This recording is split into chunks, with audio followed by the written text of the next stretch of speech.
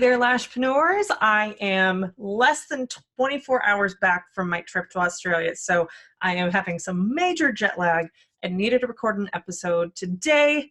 And so you get me tired and all, but I wanted to share some of my takeaways from my trip to Australia with you while they were still fresh in my brain, and then I'm going to go take a very long nap.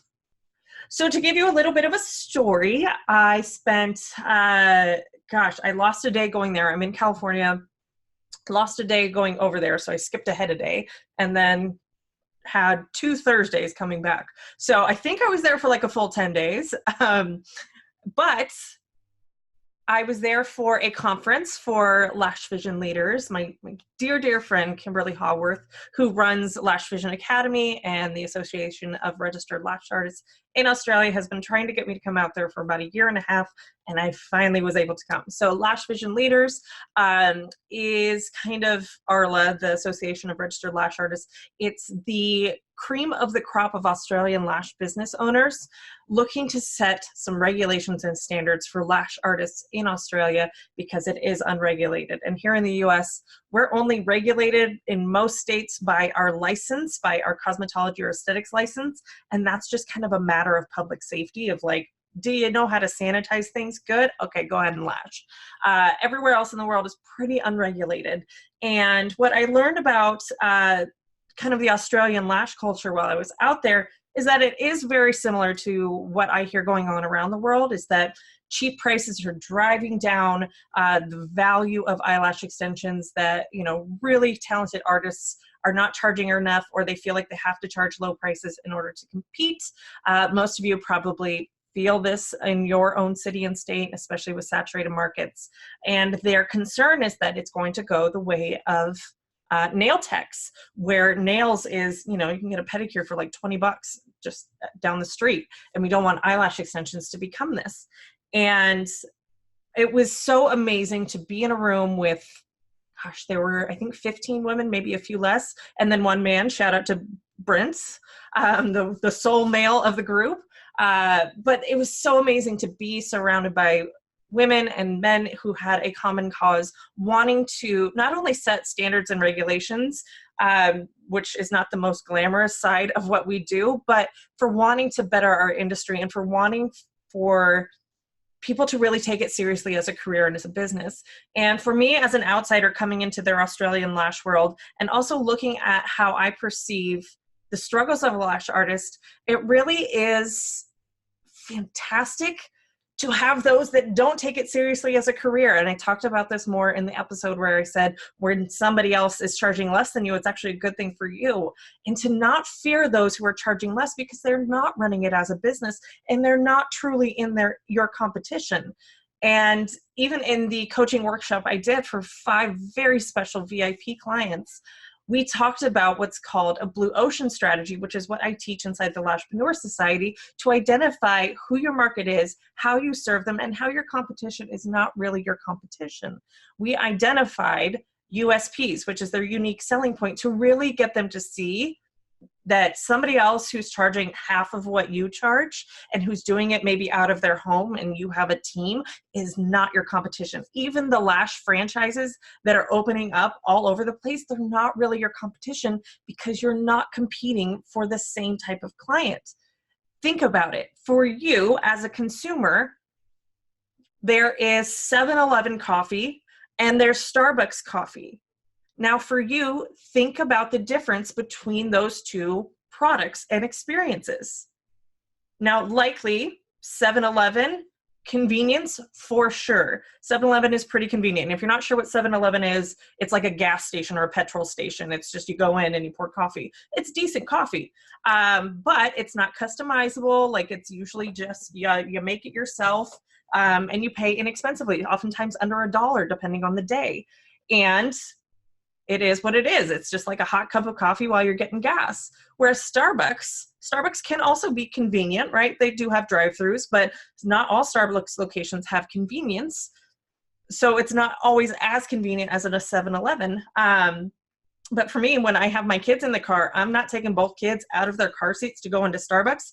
The drive-through Starbucks are actually more convenient than the 7-Eleven. Also, it's customizable. Like if you have a milk allergy or you're lactose intolerant or you just don't like milk, 7-Eleven, I don't know that you have the option to add anything but. Maybe they do, but it is very much you're DIYing it, whereas experience is high priority for Starbucks. They will create it for you. You can customize it a million bajillion different ways. They have a variety of syrups. And so it really is, yes, they're both coffee, but the experience and the product and the result are very different. And it's the same thing for you and any one of your competitors. Because nobody can be you. And I know that sounds cheesy, and it took me a long time to really identify like what that actually meant. Like, of course, nobody can be me, but they can still do lashes. But really, you can absolutely be significantly different than your competition, even if you guys have done the exact same trainings, you charge the exact same price points. If everything is the same, there will still be customers who choose you over them because you are very different than they are. But likely the experience between you and your competitor or competitors is massively different. Your application techniques, the comfort level, maybe she uses tape and you use iPads. That can be a differentiator. So that's one of my biggest takeaways when in working with these higher level lashpreneurs out in Australia was just how much scarcity came around this mindset of everybody's driving down the price. But these higher level lashpreneurs they're not competing on price, but they are worried about the general lash population in Australia driving down the price. But if you are charging high prices, then you're not a part of that community. You just need to learn how to market yourself to the type of client that is willing to invest in it. And you, as the business owner, have to show the value and the end result and the reason why you charge more. You don't have to explain yourself. And I often tell my students, don't justify why anybody else charges what they do. You don't know why they chose that. I mean, most likely it was because they thought they had to undercharge in order to get clients. But y'all have seen that if you throw out a discount anytime and you don't get an influx of clients, it's not likely your price point that's keeping them from coming into your business. It's likely your marketing. I've said that a million times. So before giving up on lashing, and I've had conversations with many talented, incredibly talented lash artists who are on the verge of giving up because it's just too hard. A, welcome to business ownership. That's part of life. But B, giving up does not mean that you're going to be successful. And not giving up doesn't mean that you're not going to be successful either. It's the approach to which you take to your business. It's the experimentation. We can't keep doing the same thing over and over again in order to expect a different result, right? Like that's the definition of insanity, is doing the same thing over again, expecting a different result. So if you are a high-priced lash artist and you're not getting any clients in, don't you think you should try something else, a different strategy or approach to how you're getting your business name out there to see what clicks with that type of audience who's willing to pay that price? I would think so. So it's not always a matter of just taking the time and just letting time pass by till you get more clients. You have to be proactive in marketing your business. You have to try new things. Algorithm changes all the time. Email marketing might be something that you want to check out. Google ads might be something you want to check out. And stay tuned in about a week and a half, 2 weeks, because I have a Google ads expert coming on to talk about how Google ads is killing it for a lot of service providers right now. So it may just be a lack of education of strategy for you to try. If you're in that place where you feel like you've tried everything in your business and nothing's working, I highly encourage you to pick one marketing strategy that you want to dive all in on and see how it doesn't work out. Start to implement things. I have over 500, almost 600 members in my society, and most people just go into the Facebook group to say, I can't get my business to work, and yet they haven't even gone through the trainings that they're paying for. We've had members in over a year who have never even logged in to our program.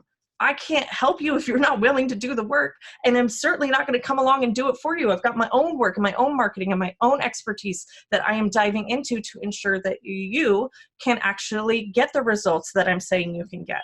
But it's not without effort on your part. So I would love to hear from you, whether you message me on Instagram or you email us. Let us know where it is that you're getting stuck, because I get that you're tired and you're fearful of low price points, or you just can't make it with what you're charging now, even though you're super busy, or maybe you have no clients. I would love to hear what you've tried so that we can fill in the gaps of what you haven't tried. because there's always a new path to take. There's always a new strategy you can try. There's always something more to be done. And we don't get to the level of success we want by looking at how much we've done and haven't accomplished. We look at what's possible for us. So is it possible for you to be fully booked? Absolutely. Is it possible for you to charge high prices and be fully booked? Absolutely. You have the greatest potential inside of you. You just need to believe it yourself. So that's all I've got for you today, is basically a mindset hack of your success is inevitable. And it's just a matter of time and effort and strategy for you to be able to reach the level of success that you want. Please don't give up.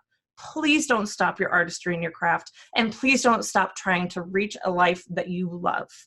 Until next week, have a good one.